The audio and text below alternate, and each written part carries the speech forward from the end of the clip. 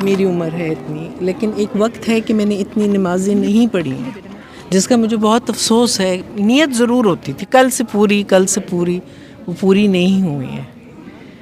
تو اب وہ جو ایک رہتا ہے اس کو کس طرح آپ کور تو نہیں ہو سکتے ہیں. توبہ کے بارے میں کیا کہا اللہ تعالیٰ نے؟ توبہ تو کرتی ہوں، کئی دفعہ یقین آتا ہے، کئی دفعہ ہوتا ہے کہ نہیں ہوگا. توبہ پہ یقین نہ کرنا بھی ایک چیز ہے جسے توبہ کرنی چاہیے. جی میں کہتی ہوں اللہ کہے گا بہت ہی آسان لے لیا نا آپ نے. نہیں، کیوں آپ اللہ کو اتنا مشکل کیوں بنا رہی ہو؟ پھر آپ کو کیا حق بنتا ہے کہ اللہ کے بارے میں آپ کہو کہ اتنی آسانی سے توبہ قبول نہیں کرے گا؟ جب اللہ کہہ رہا ہے آسان بنا لیا نا بیٹا. دیکھیں زنا سے تقارب کیا گیا ہے یا اس کی تشبیہ دی گئی ہے ربا کے ساتھ نا، اور ربا کے معاملے میں کہہ دیا ہے عفا اللہ عما سلف، جو ہوا وہ ہوا.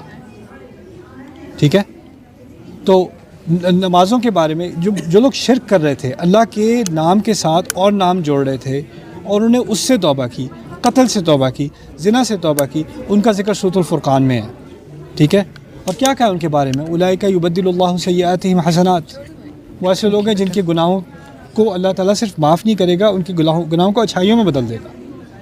اللہ تعالیٰ کی رحمت اتنی بڑی ہے، یقیناً اتنی زیادہ ہے، اسی پہ تو چلتے رہے. اسی لیے توبہ پر شک نہیں کرنا چاہیے. صحیح. اور توبہ پہ شک کرنا اللہ کے ساتھ بدگمانی ہوتی ہے، نہ کریں. ایک اور چیز، ہدایت زیادہ پانے کے لیے کیا کوشش ہو سکتی ہے؟ زیادہ ہدایت کا کیا مطلب ہے؟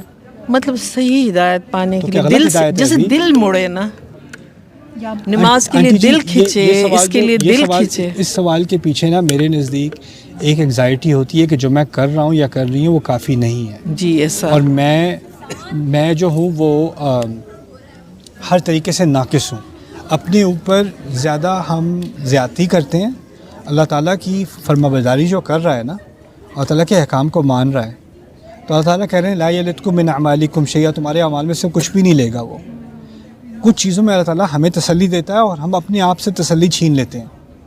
ہم بے چینی میں رہنا چاہتے ہیں، ہم سمجھتے ہیں بے چینی میں ہی اصل ایمان ہے. صحیح. لیکن یہ دین جو ہے نا، الا بذکر اللہ تطمئن القلوب، اللہ کے ذکر سے دلوں کو اطمینان آتا ہے. اور میں یہ بھی بات کہتا ہوں کہ اگر آپ کے پاس کوئی آئے اور کہے کہ میں نے بڑے گناہ کیے ہیں، میں توبہ کرنا چاہتی ہوں، رائٹ، آپ کیا کہو گی اس سے؟ آپ کہو گی توبہ کرو، اللہ معاف کرے گا. آپ اس کو تسلی دو گی، یعنی آپ اس کو تسلی دینے میں جلدی کرو گی لیکن اپنے آپ کو نہیں. ٹھیک ہے نا؟ یعنی آپ اپنے آپ کو اس نظر سے نہیں دیکھتی جس نظر سے آپ کسی اور کو دیکھتی ہو. کیونکہ ہماری سوسائٹی میں ایک روحانی مسئلہ ہے، ایک نفسیاتی مسئلہ بھی ہے. نفسیاتی مسئلہ یہ ہے کہ بچپن سے نا ہمیں ہر چیز کے بارے میں گلٹ کیا جا رہا ہے. تم نے یہ غلط کیا، یہ غلط کیا، یہ غلط کیا، اللہ تمہیں کبھی معاف نہیں کرے گا، ایسا کرے گا، ایسا ہوگا، ویسا ہوگا.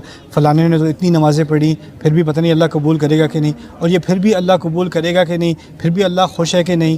یہ بار بار اللہ کے بارے میں جو بدگمانی ہے نا، یہ ہمارے کلچر کا حصہ بن گئی ہے اور اس وجہ سے ہماری روحانیت پہ بھی اثر پڑا ہے.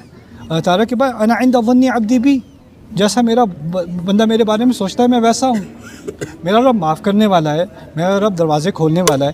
اس کی سب سے بڑی مثال میں بار بار دیتا ہوں، میں دیتے ہوئے تھکتا نہیں ہوں. 1000 بار دینی ہوگی میں 1000 بار دوں گا.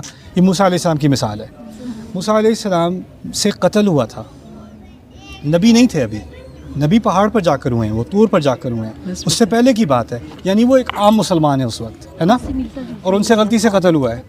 قتل ہوا ہے تو کیا کیا انہوں نے؟ فوراً استغفار کی ہے. ٹھیک ہے نا؟ اور جب استغفار کی ہے تو کیا ان پر وحی آئی ہے کہ ان کی استغفار قبول ہوئی ہے؟ نہیں، وہ تو ابھی ہو نہیں سکتا کیونکہ ابھی وہ کیا نہیں ہے، ابھی وہ نبی نہیں ہے.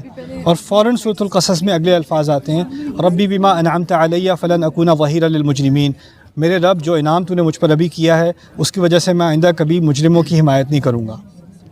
کیا انعام کیا تھا اللہ تعالیٰ نے ان کے اوپر؟ ان کو صلاحیت دی تھی استغفار کرنے کی. یعنی استغفار کرنے کی نعمت جس کو مل جائے نا، اس کو اعتماد ہونا چاہیے کہ اللہ تعالیٰ نے اس کی استغفار قبول کر لی. ان اللہ غفور الرحیم.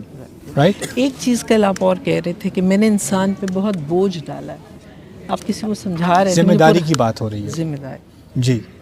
اور بوجھ سے مراد یہ ہے کہ انسان کو کبھی بھی ایسا نہیں بیٹھ کے کہہ سکتا اب مجھے کسی چیز کی فکر نہیں ہے. یا بچوں کی فکر ہوگی، یا والدین کی فکر ہوگی، یا اسپاؤس کی فکر ہوگی، یا اپنی فکر ہوگی، یا معاش کی فکر ہوگی، یا اپنی کیا نام ہے سلامتی کی فکر ہوگی. فکر کے بغیر انسان کو نہیں بنایا ہوا. امیر سے امیر انسان فکر میں ہے، غریب سے غریب انسان فکر میں ہے. اور یہ فکر ہمارا امتحان ہے. اس کا مقصد یہ نہیں ہے کہ ہمارے دین میں نقص ہے. جزاک اللہ. سر ابھی